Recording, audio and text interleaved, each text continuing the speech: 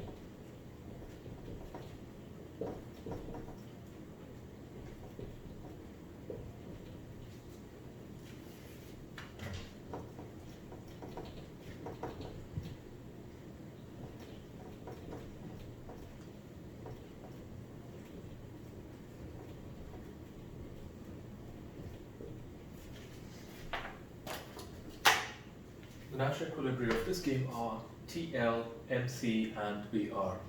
Let's just quickly confirm that by doing what we always do. So, checking best responses. Player 2's, let's look at player 1's best responses first. If player 2 plays left, player 1 best responses by playing all three. If player 2 plays center, player 1 best responses by playing middle. If player 2 plays right, player 1's best responses are these.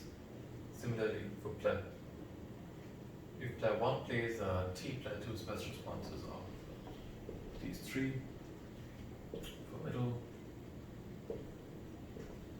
so then you have these three as Nash equilibrium.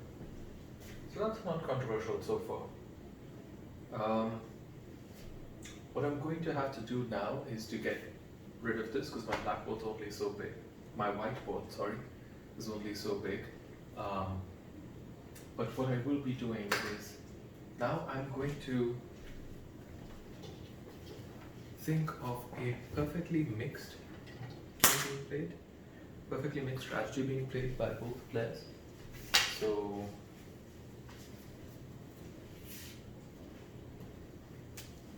for instance, player 1 plays T with a probability P1, P2, and then bottom with probability 1 minus P1 minus P2. And player 2 plays left with a probability Q1, center with a probability Q2, and write with the probability 1 minus q1 minus q2. And because we're considering trembling hand perfection as a refinement, what we're thinking of is equilibria where other actions get played with some positive probability, just by mistake even.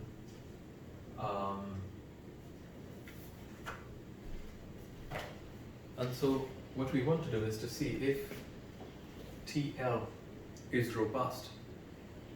TL, for instance, is robust to these players playing TL most of the time, but making mistakes just some of the time, where the probabilities of mistakes are just really small. And no, clearly TL is not robust to that. If player 1 is playing T, right, and player 1 knows that player 2 is playing L most of the time, but is playing C some of the time and R some of the time, then player 1 would best respond by switching away from T and towards either R or B. In this case, player 1 would switch to R and not B, M and not B.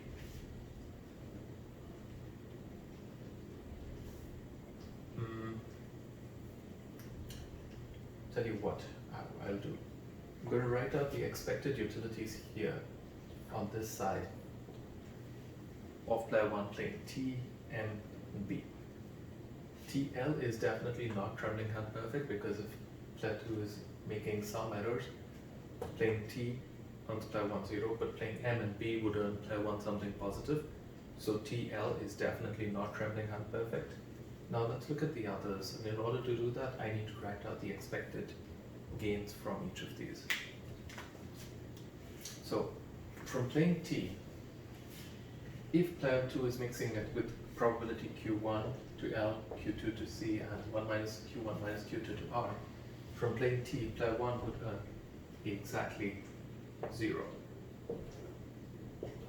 From playing M, player 1 would earn 0 times Q1 plus 1 times Q2 plus 2 times 1 minus Q1 minus Q2. So that would be 2 minus Q1, 2 minus, sorry,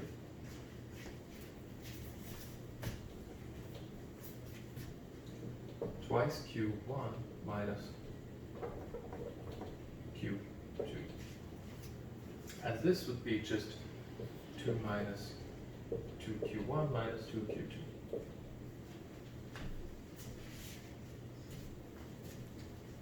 This number will always be greater than this one because Q1 is a positive number here.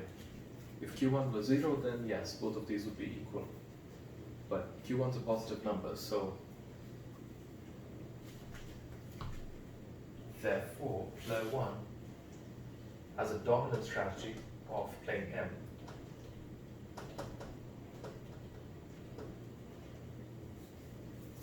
Let me see.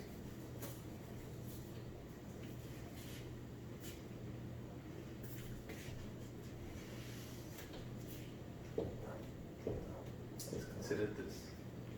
If player 2 plays L, then no matter how player 1 mixes, player 2 will earn 0. If player 2 plays C, then player 2 would earn P2 plus twice of 1 minus P1 minus P2, which is 2 minus P1, sorry, 2 minus twice P1 minus P2. And here this will be 0 plus 2 times 1 minus P1 minus P2, so that is 2 minus 2P1 minus 2P2. And again, this is a greater number than this. So player 2 will always play C no matter how player 1 is mixing.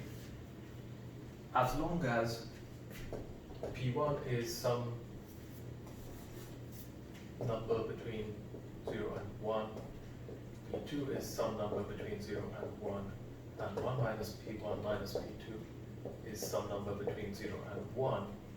If that holds, then for player 2 playing C has to be the only best response. it is the dominant strategy for player C, if that holds. And you can make a similar argument for player 1. And what Trembling Hand Perfection does is it enforces this. Okay?